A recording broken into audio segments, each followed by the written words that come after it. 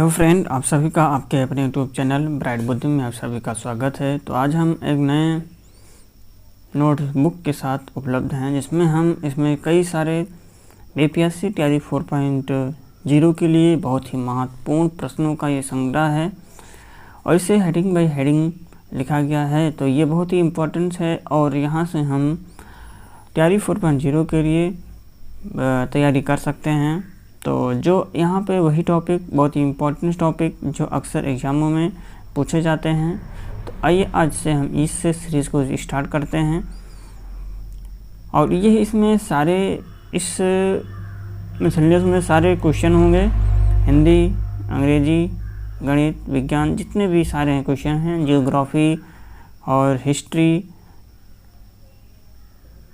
सारे चीज़ एकदम मिक्स हैं जिसमें से आपका यहाँ से लगभग 80% यहाँ से कवर हो जाएगा। तो इसको बहुत ही बारीकी से, बहुत ध्यानपूर्वक यहाँ से इसको देखना है और पढ़ना है और समझना भी है। तो चलिए जैसे फसल की बात किया जाए, जैसे फसलों की बात अगर किया जाए यहाँ पर हम, तो जैसे खरीफ की जो फसल होती है ये किस महीने में या कब बोया जाता है? तो इसको बोया जाता है जून और जुलाई में। जून जुलाई में इसको बोया जाता है। और जो ये मौसम है भारतीय उपमहाद्वीप के मानसून की शुरुआत करता है। पहले मानसून की बारिश में इसे बोया जाता है। अर्थात खरीफ की फसल जो है ये है भारतीय उपमहाद्वीप के मानसून की शुरुआत करता है और पहले मानसून की बारिश में इसे बोया जाता है खरीफ की फसल को। इसकी कटाई किया जाता है सितंबर के तीसरे सप्ताह से अक्टूबर तक। खरीफ की फसल की कटाई की जाती है और इस फसल के अंतर्गत सोयाबीन, धान, मक्का, बाजरा, ज्वार, चावल, सोयाबीन, कपास, मूंगफली, गन्ना, हल्दी, दाल आता है। तो ये फसलें अक्सर बहुत ही इम्पोर्टेंट हैं। तो आप इस फसलों को ज़रूर ध्यान देंगे क्योंकि यहाँ से क्वेश्चन ज़रूर पूछा जाता है। तो खरीफ की फसलों के अंतर्गत सोयाबीन आता है, धान, मक्का, बाजरा, ज्वार, चावल, सोयाबीन, कपास, मूंगफली, गन्ना, हल्दी, दालें आदि। रबी की फसल जो है ये शीत ऋतु की फसल होती है। इसको उगाया जाता है अक्टूबर से नवंबर में। कटाई होती है बसंत ऋतु में और इसकी प्रमुख फसलें हैं जैसे गेहूं, जौ, जई, दालें, सरसों, अलसी, चना, मटर, जौ और अलसी। जायद की फसल जो है ये ग्रीष्म ऋतु की फसल होती है। जायद की फसल ग्रीष्म ऋतु की फसलें होती हैं। उगाया जाता है ये मार्च और जून में। कटाई करते हैं जून में। और ये जैसे कि खीरा, कद्दू, टमाटर, करेला, ये जायद की फसलें हैं। आइए रसायन विज्ञान जो है बहुत इम्पोर्टेंट चीज़ है कि सिल्वर क्लोराइड का प्रयोग कहाँ करते हैं? तो ये सिल्वर क्लोराइड को पहले बात तो एक और अन्य नाम से जानते हैं, ये हॉर्न सिल्वर भी सिल्वर क्लोराइड का ही नाम है। इसका प्रयोग फोटोक्रोमेटिक कांच के निर्माण में हम सिल्वर क्लोराइड का प्रयोग करते हैं। वही सिल्वर ब्रोमाइड का प्रयोग फोटोग्राफी में किया जाता है और सिल्वर आयोडाइड का प्रयोग कृत्रिम वर्षा कराने में सिल्वर आयोडाइड का प्रयोग करते हैं। सिल्वर नाइट्रेट जो है इसे हम लूनर कास्टिक भी कहते हैं, जो मतदान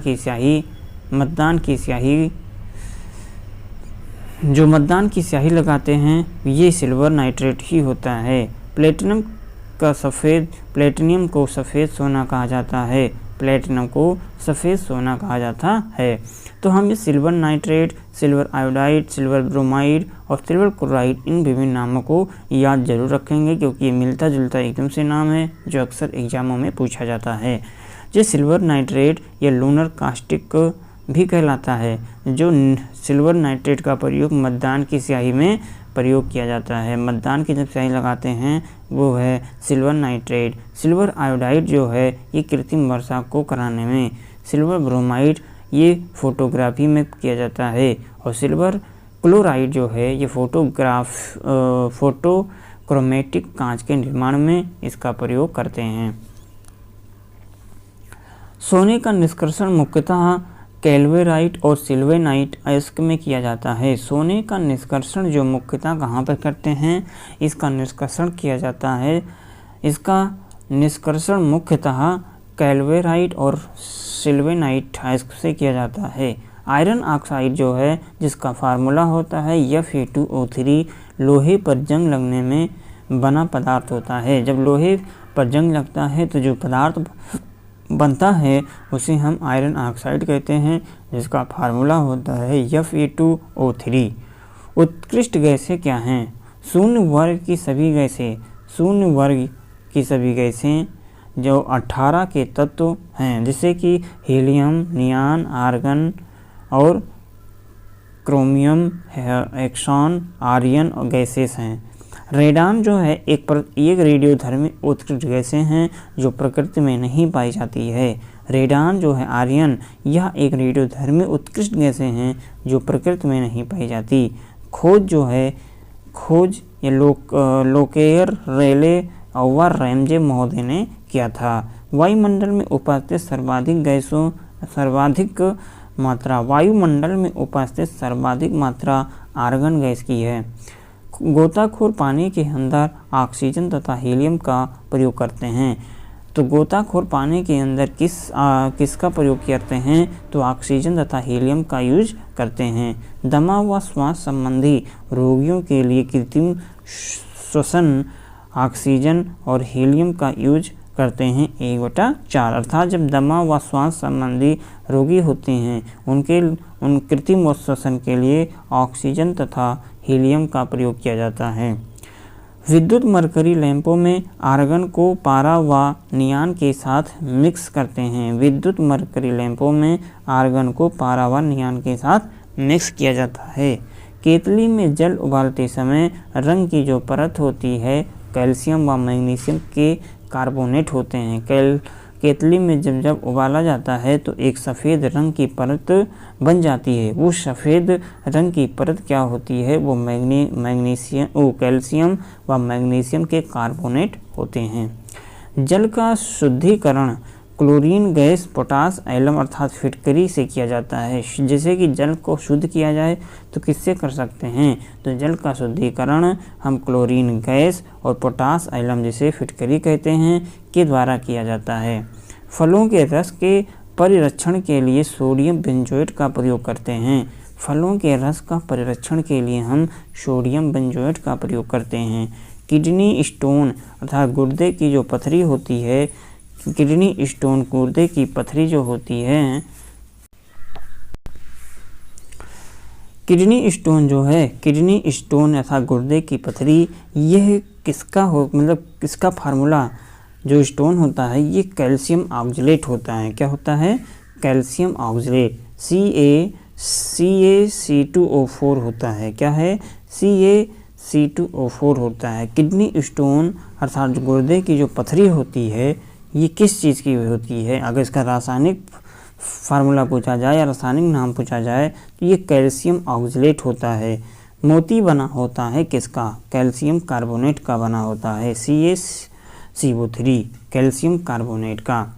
सिगरेट के धुएं का मुख्य प्रदूषक क्या होता है? तो ये कार्बन मोनोऑक्साइड होता है व निकोटीन होता है। सिगरेट के धुएं का जो मुख्य प्रदूषक होता है ये कार्बन मोनोऑक्साइड होता है या निकोटीन होता है। Calcium oxychloride CaOCl2, calcium oxychloride व्यंजक चूर्ण का फार्मूला है। व्यंजक चूर्ण का रासायनिक नाम calcium oxychloride CaOCl3 oxychloride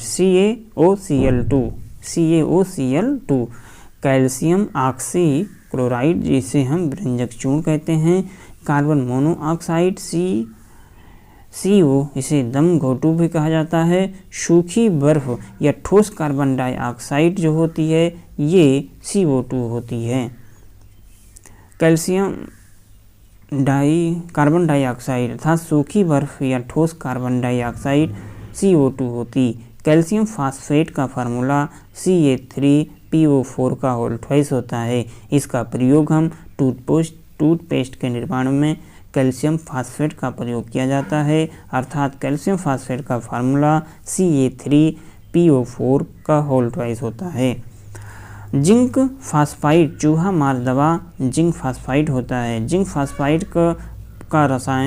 phosphide का प्रयोग चूहा मारने में किया जाता है। सीमेंट, ये मुख्यतः कैल्शियम सिलिकेट व कैल्शियम एल्यूमिनेट का मिश्रण होता है जो CaO, SiO2 अर्थात सिलिका, एल्यूमिना, फेरिक व मैग्नीशियम ऑक्साइड आदि से बनता है। तो ये सीमेंट की मुख्यतः किससे बनता है? तो ये कैल्शियम सिलिकेट व कैल्शियम एल्यूमिनेट का मिश्रण है जो CaO, SiO2 अर्थात सिलिका, एल्यूमिना, फेरिक व मैग्नीशियम ऑक्साइड आदि से बनता है। पोलैंड सीमेंट की खोज किसके द्वारा किया गया था? तो ये जोसेफ आस्पिडन ने 1824 में किया था। पोर्टलैंड सीमेंट की जो खोज है ये जोसेफ आस्पिडन ने 1824 ईस्वी में किया था। आइए उर्वरक के बारे में भी जानते हैं। पौधों की वृद्धि व विकास के लिए 16 आवश्यक पोषक तत्व हैं। मुख्य पोषक तत्व नाइट्रोजन, फास्फोरस, पोटास आता है और द्वितीय में आता है जैसे कि कैल्शियम और मैग्नीशियम, सल्फर आते हैं। सूक्ष्म पोषक तत्वों में जैसे कि आयरन, मैग्नीज और कॉपर, जिंक, MO, क्लोरीन और ब्रोमीन आता है। मिश्र धातु देखते हैं, जैसे जो पीतल होता है किसका बना होता है? इसमें कॉपर 70% और जिंक जो होता है ये 30% होता है, अर्थात पीतल जो है कॉपर और जिंक से मिलकर के बनता है। कांसा जो है ये कॉपर 88% और यसियन कॉपर और एशियन से मिलकर के कांसा बनता है। ऐसे टांका जो है, टांका जब लगता है तो ये Pb और यसियन से का मिश्रण है। गंध धातु कॉपर, यसियन और जडियन का मिश्रण है। ऐसे टाइप जैसे है ये Pb, Sb और यसियन का मिश्रण है। कृत्रिम सोना ये कॉपर और एल्युमिनियम का मिश्रण है। जर्मन सिल्वर जो है ये कॉपर, जिंक और निकल का मिश्रण है। मैग्नीशियम जो होता है मैग्नीलियम है, ये एल्युमिनियम प्लस मैग्नीशियम का मिश्रण है। और यूरालीमिन Al अर्थात एल्युमिनियम, कॉपर, मैग्नीशियम और मैंगनीज का मिश्रण है। एल्यूमिनियम ब्रांज जो है कॉपर प्लस एल्युमिनियम का मिश्रण। और स्टेनलेस स्टील जो है ये Fe प्लस मतलब कि आयरन, क्रोमियम और नाइट्रोजन का मिश्रण होता है जो स्टेनलेस स्टील है। खोज, जैसे मेसान की खोज किसने किया? तो इकावा ने मेसान की खोज किया था। पॉजिट्रॉन कार्ल एंडरसन के द्वारा खोजा गया था।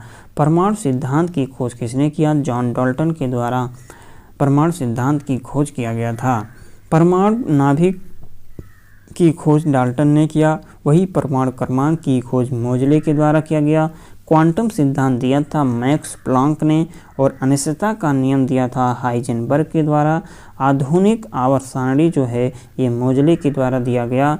और रेडियो सक्रियता हेनरी बेकरेल के द्वारा। परमाणु अष्टक का नियम जो है ये न्यूलैंड ने दिया था। गैसों का मिश्रण की खोज ग्राहम के द्वारा किया गया। आइए रासायनिक सूत्र के बारे में जानते हैं। जैसे बेकिंग सोडा का रासायनिक सूत्र होता है sodium bicarbonate. Baking soda sodium bicarbonate कहते हैं, जिसका फार्मूला है NaSCO3। तो बेकिंग सोडा का रासायनिक नाम सोडियम बाइकार्बोनेट NaHCO3। धावन सोडा सोडियम कार्बोनेट होता है Na2CO3 हाफ H2O 10H2O। धावन सोडा का रासायनिक सूत्र सोडियम कार्बोनेट। बेकिंग सोडा होता है sodium bicarbonate. Caustic soda sodium hydroxide NaOH। Caustic soda sodium hydroxide NaOH। सुहागा का रासायनिक नाम बोरेक्स होता है, जिसका फार्मूला Na2B4O7 10H2O। ऐसे अगर देखा जाए सोडा आयस होता है, इसे हम सोडियम कार्बोनेट कहते हैं Na2CO3। हाइपो का फार्मूला सोडियम थायोसल्फेट होता है Na2H2O3 5H2O। ऐसे फिटकरी का रासायनिक नाम पोटेशियम एल्युमिनियम सल्फेट होता है K2SO4 Al2SO4 का होल ट्वाइस और 24H2O। Al होल थ्राइस होगा K2SO4 Al2SO4 का होल थ्राइस 24H2 वो। कास्टिक पोटास होता है, इसका रासायनिक नाम पोटेशियम हाइड्रोक्साइड होता है अर्थात KOH। Caustic potash KOH potassium hydroxide.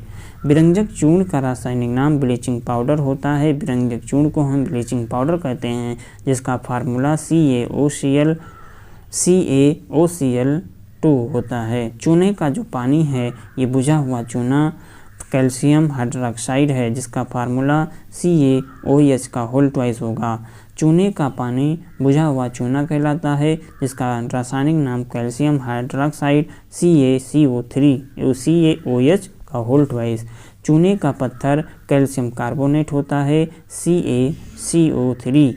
चूने का पत्थर कैल्शियम कार्बोनेट होता है, जिसका फार्मूला CaCO3। संगमरमर जो है संगमरमर कैल्शियम कार्बोनेट होते हैं। संगमरमर का फार्मूला कैल्शियम कार्बोनेट होता है, जिसका फार्मूला CaCO3। इसे चाक का भी यही फार्मूला है। क्या चाक का फार्मूला भी कैल्शियम कार्बोनेट होता है, चाक CaCO3। नौशादर को हम अमोनियम क्लोराइड कहते हैं। अमोनियम क्लोराइड नौशादर को कहा जाता। NH4Cl। Laughing gas nitrous oxide होता है, nitrous oxide N2O nitrous oxide. Gypsum. Calcium sulphate का फार्मूला CaSO4.2H2O होता है। जिप्सम जो है जिप्सम का रासायनिक नाम calcium sulphate CaSO4.2H2O। Plaster of Paris का फार्मूला होता है, प्लास्टर ऑफ पेरिस जो है इसका फार्मूला, प्लास्टर ऑफ पेरिस का रासायनिक नाम कैल्शियम सल्फेट। क्या है? कैल्शियम सल्फेट हेमीहाइड्रेट होता है, हेमीहाइड्रेट अर्थात F2CSO4 और H2O। लाल सिंदूर को हम लेड पर ऑक्साइड कहते हैं Pb3O4।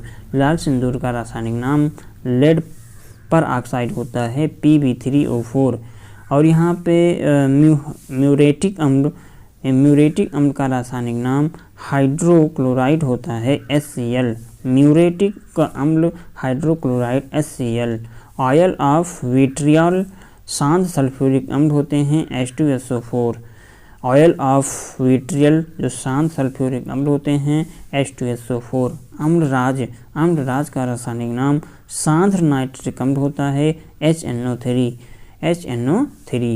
और गैमेक्सिन जो होता है, गैमेक्सिन का रासायनिक नाम बेंजीन हेक्साक्लोराइड होता है, बेंजीन हेक्साक्लोराइड अर्थात C6H6Cl6। फास्फीन का रासायनिक नाम कार्बोनिल क्लोराइड होता है COCl2।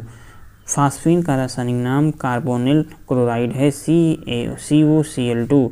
और यहाँ पर सिरका का रासायनिक नाम एसिटिक अम्ल है, इसका फार्मूला CH3COOH होता है। ऐसे कार्बोनिक अम्ल का फिनाल कहते हैं, जिसका रासायनिक नाम C6H5OH होता है। ऐसे मंड को हम स्टार्च करते हैं, जिसका फार्मूला C6H10O5 है। अंगूर का रस जो है इसे ग्लूकोज कहा जाता C6H12O6। फियान का रासायनिक नाम हाइड्रोफ्लोरोमेथेन अर्थात CF2Cl2। यूरिया का रासायनिक नाम कार्बामाइड होता है, जिसका फार्मूला NH2CO MH2 होता है, कार्बामाइड यूरिया। क्लोरोफॉर्म ट्राइक्लोरोमीथेन, क्लोरोफॉर्म को हम ट्राइक्लोरोमीथेन अर्थात CHCl3 होता है। आइडोफॉर्म का रासायनिक नाम ट्राईआइडोमीथेन कहते हैं, ट्राईआइडोमीथेन CHI3।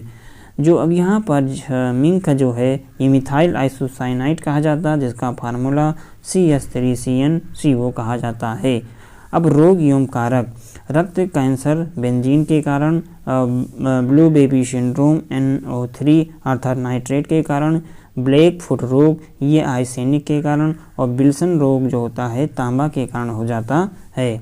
अब केमिस्ट्री का भी इसमें और है, जैसे कि यौगिक किसे कहते हैं, एक निश्चित अनुपात में मिले होते हैं, एक निश्चित अनुपात में मिले हों और उसे हम यौगिक कहा जाता है। यौगिक कब कहलाएगा, जब कोई चीज़ें एक निश्चित अनुपात में मिली होती हैं, वही यौगिक कहलाता है। मिश्रण अनिश्चित अनुपात में मिले हों उसे हम मिश्रण कहते हैं। अब जैसे परमाणु क्रमांक को हम जड़ से निरूपित किया जाता है, परमाणु क्रमांक को जड़ से निरूपित करते हैं, और परमाणु भार जो होता है वो ऐसे निरूपित करते हैं, प्रोटॉन की संख्या प्लस न्यूट्रॉन की संख्या जो होती है ये परमाणु भार कहलाता है। परमाणु भार का फार्मूला होता है प्रोटॉनों की संख्या प्लस न्यूट्रॉनों की संख्या। ऐसे समस्थानिक क्या है, समस्थानिक परमाणु संख्या समान होती है, परमाणु संख्या समान परंतु द्रव्यमान संख्या भिन्न भिन्न होती है, वही समस्थानिक कहलाते हैं। जैसे कि H देखेंगे, H जैसे हाइड्रोजन के समस्थानिक जैसे प्रोटियम, ड्यूटेरियम और ट्राइटियम होता है, तो इसके परमाणु क्रमांक समान हैं लेकिन इसकी द्रव्यमान संख्या अलग अलग होती है। आपको मैंने केमिस्ट्री में बताया था, जब हम कोई संख्या को x से निरूपित किया जाता है तो जो ऊपर जो चीज़ें लिखते हैं वो परमाणु भार होता है, अर्थात द्रव्यमान संख्या होती है, और जो नीचे कोई चीज़ें लिखी जाती हैं वो हमारा परमाणु क्रमांक होता है। तो इसे आप जरूर ध्यान रखेंगे। यहाँ पर जैसे लिखा है H1 करके और H नीचे 1 2, ऐसे ये H3 और 1, तो इसमें है जो है परमाणु संख्या है, परमाणु संख्या समान है लेकिन द्रव्यमान संख्या 1 2 3 अर्थात अलग अलग है। जैसे ये हाइड्रोजन के ये समस्थानिक हैं, जिसे हम प्रोटियम, ड्यूटेरियम, ट्राइटियम के नाम से जानते हैं। जो समस्थानिक किसे कहते हैं समझ में आया होगा। समस्थानिक के बाद हम समझेंगे समभारी परमाणु क्या होता है। समभारी परमाणु को जैसे कि परमाणु संख्या भिन्न परंतु परमाणु भार समान होता है, वही समभारी परमाणु कहलाता है। समभारी परमाणु जो होता है, अब इसमें परमाणु संख्या अलग अलग होगी परंतु परमाणु भार समान होगा। प्रथम परमाणु बम का निर्माण ओपेनहाइमर ने किया था। प्रथम परमाणु बम का जो निर्माण है ये ओपेनहाइमर के द्वारा 1945 में किया गया था, और हाइड्रोजन बम की खोज ये एडवर्ड टेलर के द्वारा यूएसए ने किया था 1952 ईस्वी में। तो यहाँ पर देखना है, प्रथम हाइड्रोजन बम का जो आविष्कार किया गया था 1945 में, और हाइड्रोजन बम का आविष्कार किया गया था एडवर्ड टेलर के द्वारा 1952 ईस्वी में। अम्ल जो है ये मिथाइल ऑरेंज व नीले लिटमस को लाल कर देता है। ये बहुत इंपॉर्टेंट है। अब यहाँ पे जो अम्ल होते हैं, अम्ल जो होता है ये मिथाइल ऑरेंज व नीले लिटमस को लाल कर देता है। वही क्षार की बात किया जाए, ये फिनोल्फ्थलीन को गुलाबी, लाल लिटमस पेपर को नीला व मिथाइल ऑरेंज को पीला कर देता है। अर्थात जो अम्ल होते हैं ये मिथाइल ऑरेंज व नीले लिटमस पेपर को लाल कर देता है। अम्ल क्या होगा, अम्ल है ये लाल कर देता है, लेकिन नीला लिटमस वो क्षार जो होता है ये है लाल लिटमस पेपर को नीला कर देता है। अर्थात ये फिनोल्फ्थलीन को ये गुलाबी कर देगा, लाल लिटमस पेपर को नीला व मिथाइल ऑरेंज को पीला कर देता है। अम्ल व उनके प्राकृतिक स्रोत क्या है, अम्ल व उनके प्राकृतिक स्रोत। अब जैसे अम्ल और स्रोत, जैसे कि एसिटिक अम्ल है ये सिरका में पाया जाता, एस्कॉर्बिक अम्ल जो है ये आंवला खट्टे फलों में पाया जाता है और प्याज में। एस्कॉर्बिक अम्ल आंवला खट्टे फल और प्याज में। एसिटिक अम्ल होता है सिरका में। सिट्रिक अम्ल होता है संतरा, नींबू, खट्टे फल में सिट्रिक अम्ल पाए जाते। मलेइक अम्ल सेब में पाया जाता। ऑक्जेलिक अम्ल जो है ये टमाटर, पालक, चने की पत्ती में पाया जाता है। मेथेनोइक अम्ल व फार्मिक अम्ल जो होता है ये चींटी में पाया जाता है। मेथेनोइक अम्ल या फार्मिक अम्ल। फास्फोरिक अम्ल जो है ये कोको कोला में। फास्फोरिक अम्ल। ब्यूटोरिक अम्ल जो है मक्खन में पाया जाता है। कमरे के ताप पर तरल धातु पारा है। कमरे के ताप पर तरल धातु जो है वो पारा है, और कमरे के ताप पर हैलोजन जो होती हैं वो ब्रोमीन हैं। हैलोजन में वो ब्रोमीन हैं। फिर इसके बाद है दाब का जो मात्रक है वो न्यूटन मीटर स्क्वायर होता है। दाब का एक अन्य मात्रक पास्कल भी है, लेकिन दाब का जो अन्य मात्रक ये भी है न्यूटन प्रति मीटर स्क्वायर। सबने अवज्ञा आंदोलन। सबने अवज्ञा आंदोलन अप्रैल 1930 में वैदारण्यम सत्याग्रह प्रारंभ किया था। किसके द्वारा? सी राजगोपालाचारी। अप्रैल 1930 में वैदारण्यम सत्याग्रह प्रारंभ किया गया था सी राजगोपालाचारी के द्वारा। इसका निर्णय लाहौर अधिनियम में लिया गया था। तीनों गोल सम्मेलन में भाग लिया था B.R. अम्बेडकर अर्थात भीमराव अम्बेडकर ने तीनों गोल में सम्मेलन में भाग लिए थे। पूना समझौता कब हुआ? ये हुआ था 24 सितंबर 1932 ईस्वी को पूना समझौता हुआ था। कांग्रेस सोशलिस्ट पार्टी का गठन 1934 में जयप्रकाश नारायण आचार्य नरेंद्र देव। कांग्रेस सोशलिस्ट पार्टी का गठन है 1934 में जयप्रकाश नारायण आचार्य नरेंद्र देव अशोक मेहता ने किया था। इसकी जो पहली बैठक हुई थी 1934 में कांग्रेस सोशलिस्ट पार्टी की हुई थी। कब? 1934 में, जिसके जयप्रकाश नारायण आचार्य नरेंद्र देव और अशोक मेहता थे। गांधी ने सबने अवज्ञा आंदोलन का आह्वान कब किया था? सबने अवज्ञा आंदोलन का आह्वान 1930 में किया गया था। अब इसके प्रमुख एंजाइम्स हैं यहाँ पे, इसकी प्रमुख एंजाइम्स